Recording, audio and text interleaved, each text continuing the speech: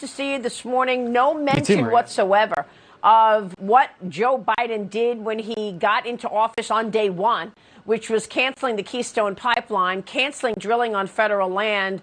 Does Jennifer Granholm not believe that that has anything to do with the price of oil and gas surging because of simple supply-demand fundamentals? Well, I'd like to give the secretary the benefit of the doubt, but in this case, she's either misleading or just totally ignorant of the facts, both of which you wouldn't expect in an administrator. But if you look at it, the reason the gas prices are so high is because Joe Biden and the radical left have in essence declared a war on U.S. energy production. Just as you said, Maria, day number one, canceling the Keystone XL pipeline. Even before that, saying that he was going to ban drilling on federal land. Also saying that he was going to phase out hydrocarbons during the Democrat debate. And what does that do? That dries up investment, dries up capital going into the energy sector. So you cannot find funding to build the pipelines.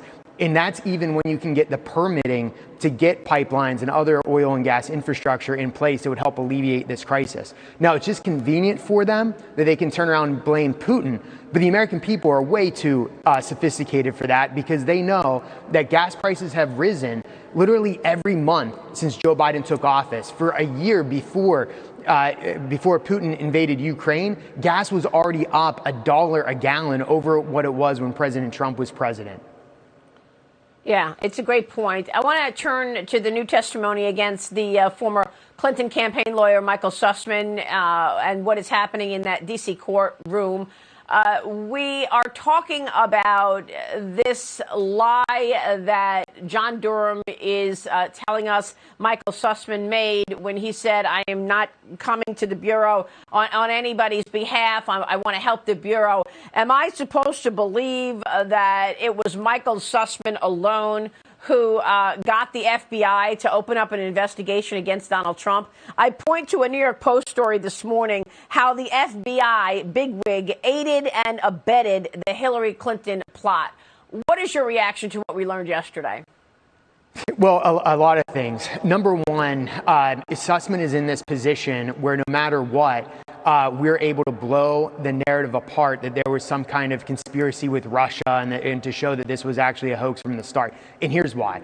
Sussmann's defense is that the FBI knew that he was a political operative working with the Clinton campaign. If that's the case, then it shows that the FBI all along knew that the Steele dossier was bunk, that a lot of this information was actually coming from Fusion GPS and the Clinton campaign, and it wasn't real intelligence.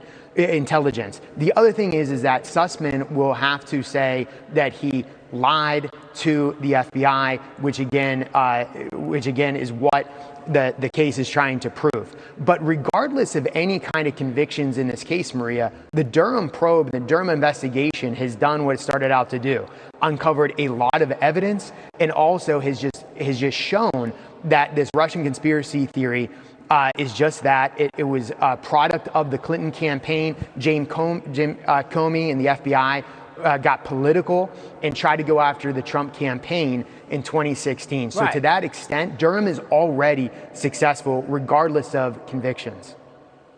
Yeah, no, that's what I'm talking about, because we know that one of the key cyber guys at the FBI knew right away. There was no way that Trump was communicating with this Alpha Bank. There was no way anything about these Yoda phones. The cyber chief at the FBI has already said that.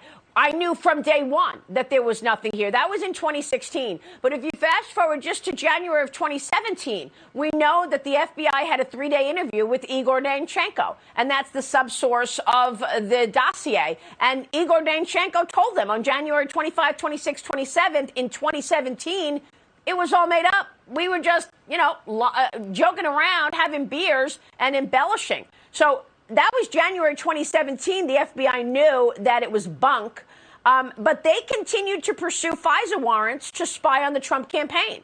And they had a FISA warrant against Carter Page. So my question is, are we going to see some FBI agents up there on stand testifying under oath? Because you can't possibly believe that this whole thing started from Michael Sussmann. The FBI wanted to take down Trump.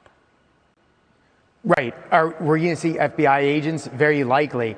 But just as you were saying, this whole exercise shows that from the very start, the FBI knew the Steele dossier was a product of the Clinton campaign, Fusion GPS, and it was manufactured. They went with it because they wanted to hurt the Trump campaign.